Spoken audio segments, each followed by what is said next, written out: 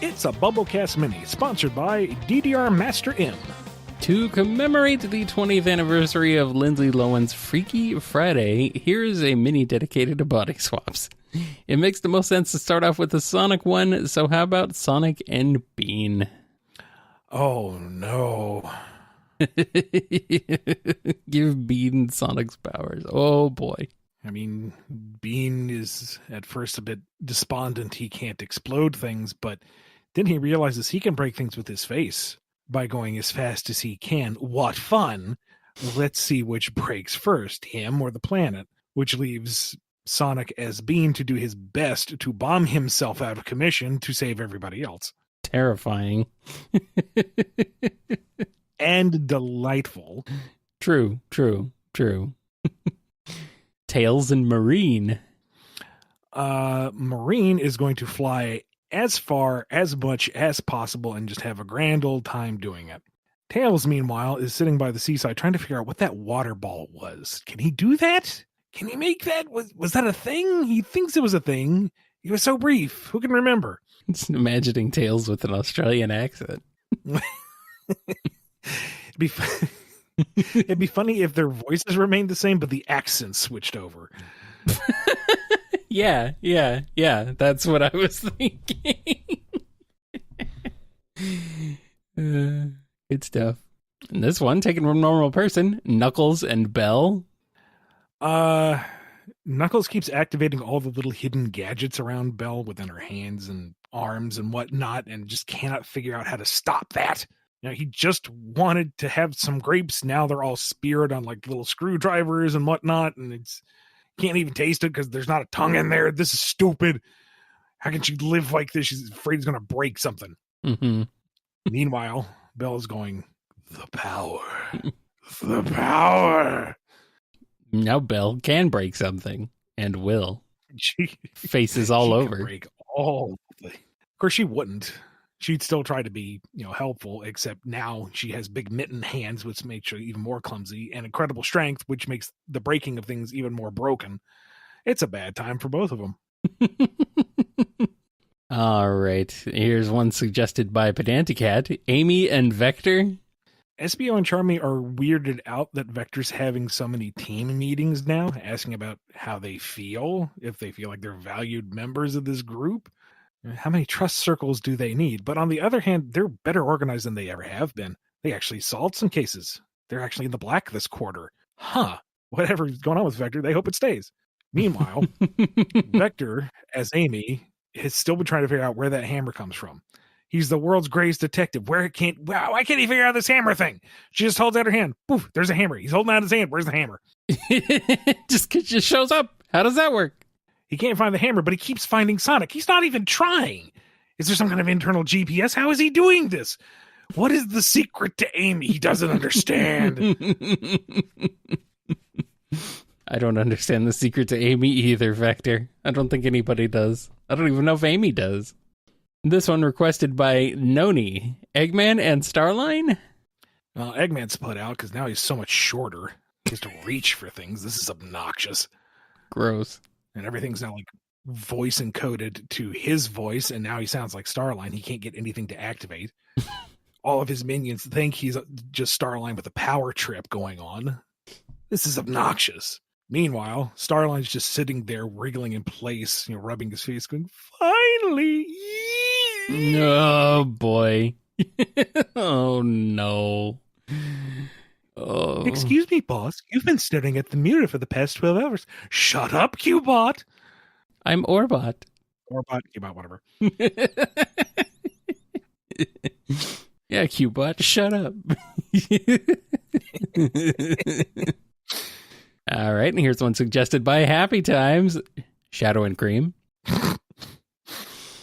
Everyone's a little surprised that Shadow seems to be making a concentrated effort to go around and make nice.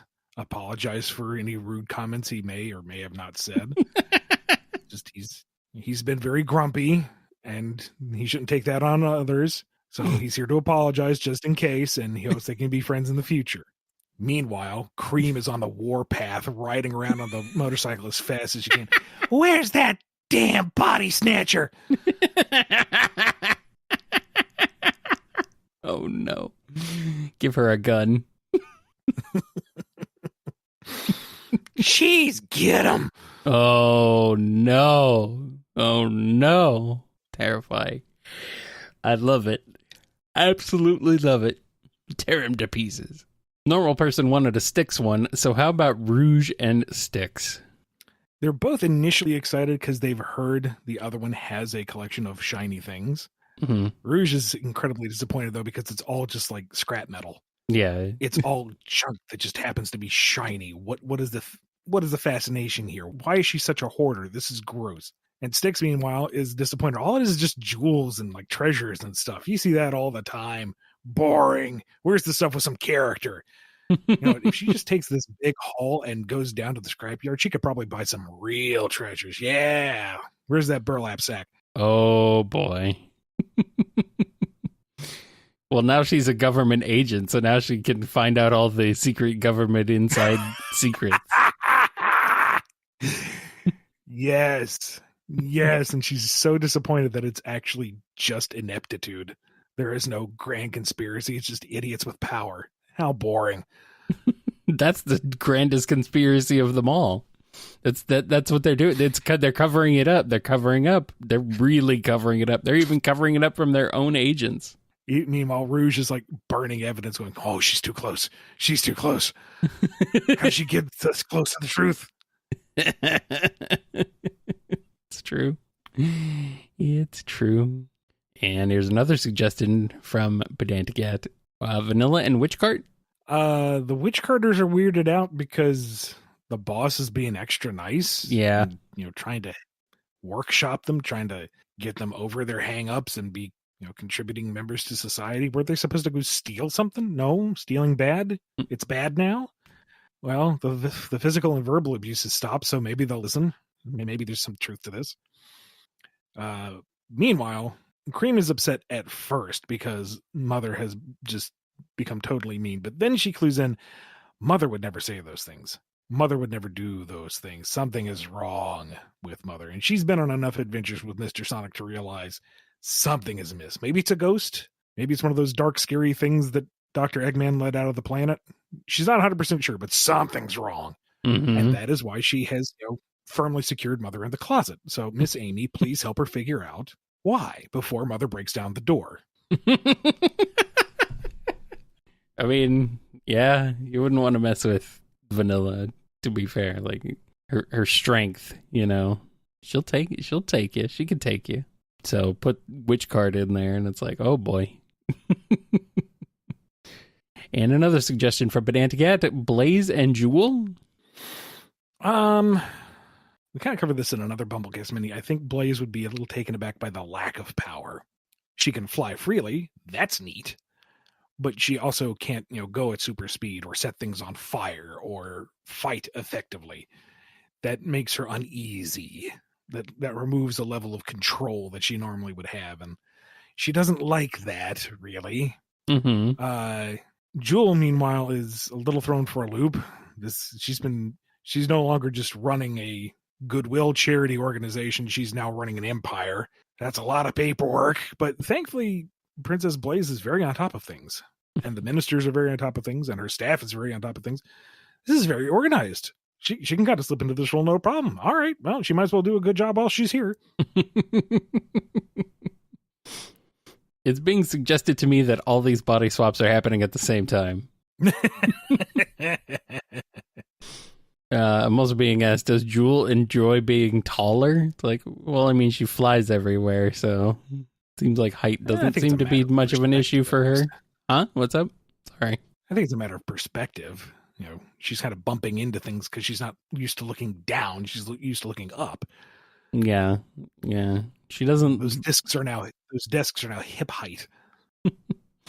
Yeah, she doesn't look down on her people like Blaze does. No, I'm kidding. And another Pedantic Cat suggestion: Silver and Tangle. Tangle's floating off into space. She's like literally, yes. there are various objects kind of orbiting her, caught in her TK field, and she's just cackling as she goes sailing away.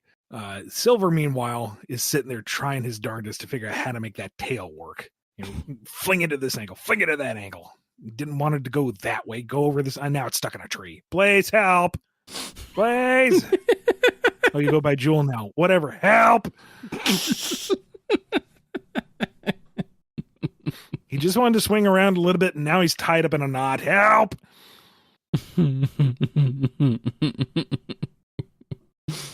He would ask Tangle, but she's currently another continent away, going, how do I get down?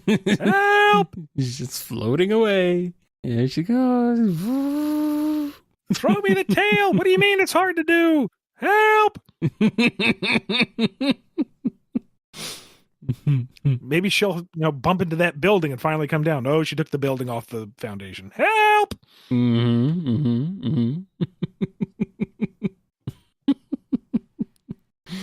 How about Whisper and Fang? Fang is hiding because he knows what's after him.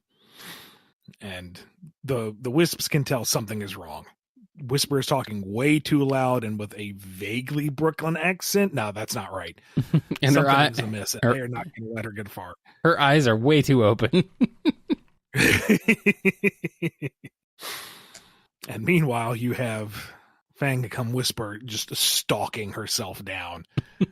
She is not going to allow herself to endanger her friends. One way or another, she's going to be incapacitated. Squinty, serious Fang. Just wandering around, just not wandering around, just stalking around, just kind of like a predator. You thought she was effective with a 5-cycle variable Wisp-On. Now she has every cartoon gadget in the Marvelous Queen. I'm being asked how Bark and Bean react. I think she took him out and tied him up already. As much anymore. And it's a little weird that he's not the boss ain't calling him a mook, but he's not really saying much of anything. So okay. Boss isn't even really paying attention to him anymore. And Bean is Sonic, so Park gets the day off.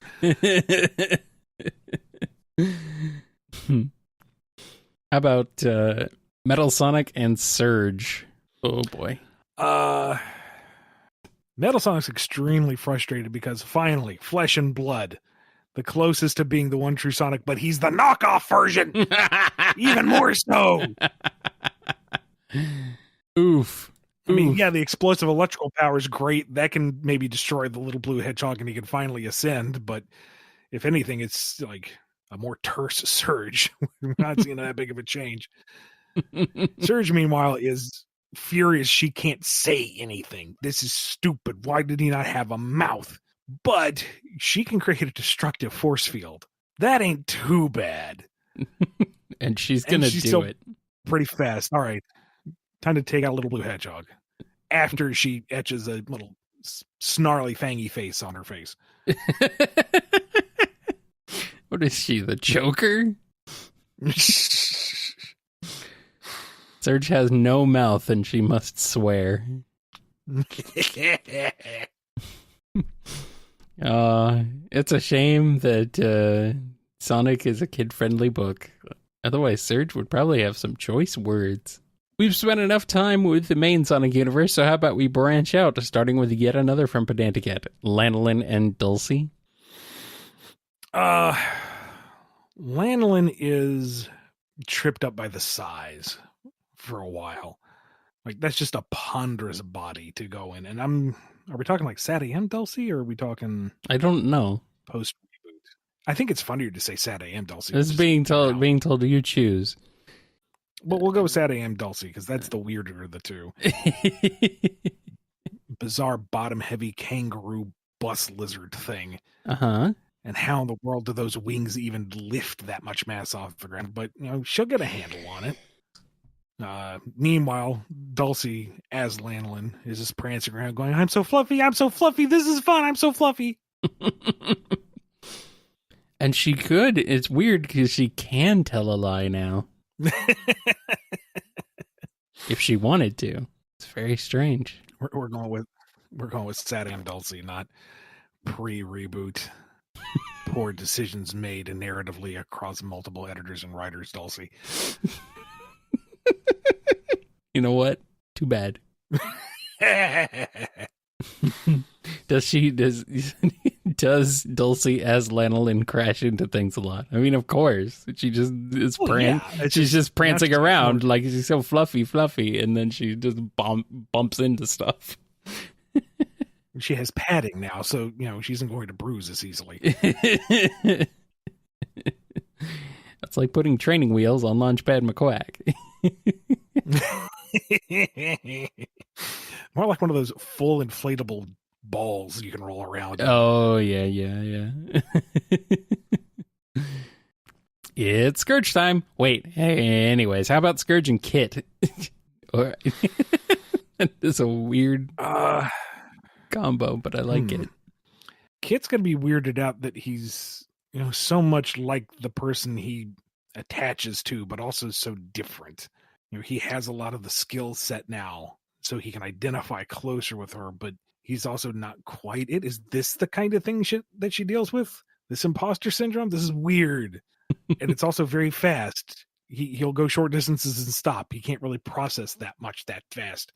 And how do these shades work? They don't even cover all of his eyes. This is weird. He doesn't like this. He doesn't really like this at all. He wants to go back. Meanwhile, Scourge is very pissed he's lost all of his height and speed until he realizes he basically can drown anyone at a distance. And Sonic can't swim. Oh, he's going to have a merry time with this.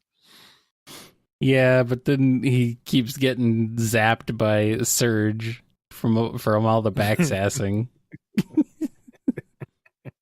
Like, dude, what's wrong with you? What's wrong with you, Drippy? What are you doing? Why are you like this today? Shut up. No, she's not saying much. She has no mouth at this point. Remember? Oh, that's right. That's right. These are all happening at the same time. At this point, you have Metal Surge Sonic, and Scourge Kit all fighting each other for a chance to take out Sonic, who is currently just running haphazardly around the world with Bean strangely trying to incapacitate him. It's like the Gong Show, but for a planet.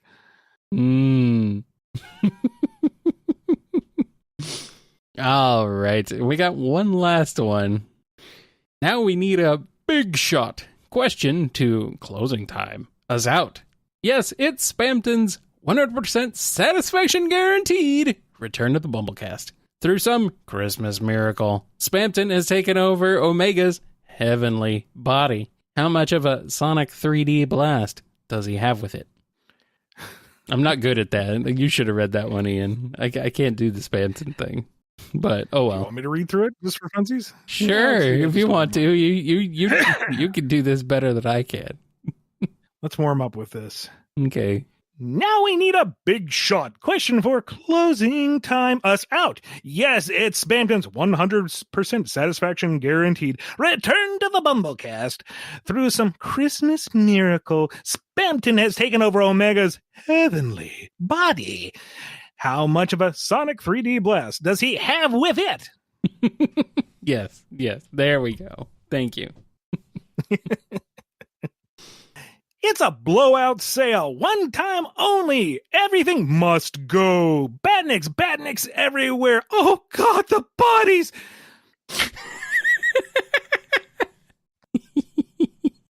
Some in the chat seem rather surprised that you do that voice so well. It's a fire sale. Everything must go, go, go. That includes you, me, and everybody else.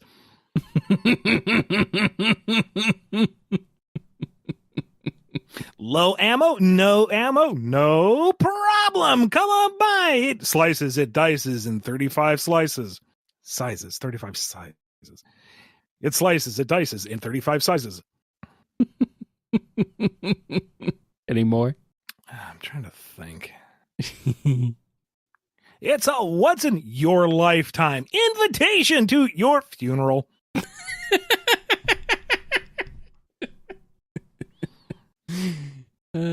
It's true. I don't know. I feel like reading the question prompt was better.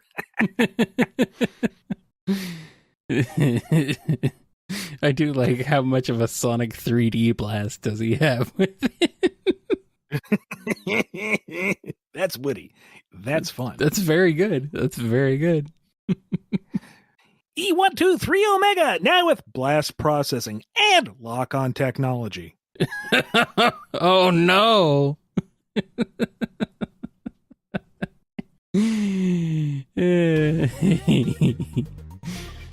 All right. I think that's enough. It's certainly something. Thank you to DDR Master M for sponsoring this BumbleKast Mini. If you want one of your own, head over to patreon.com/BumbleKast, ko-fi.com/BumbleKast, or become a YouTube member. Be good to yourselves, be good to each other, and we will see you next time on the BumbleKast. Bye.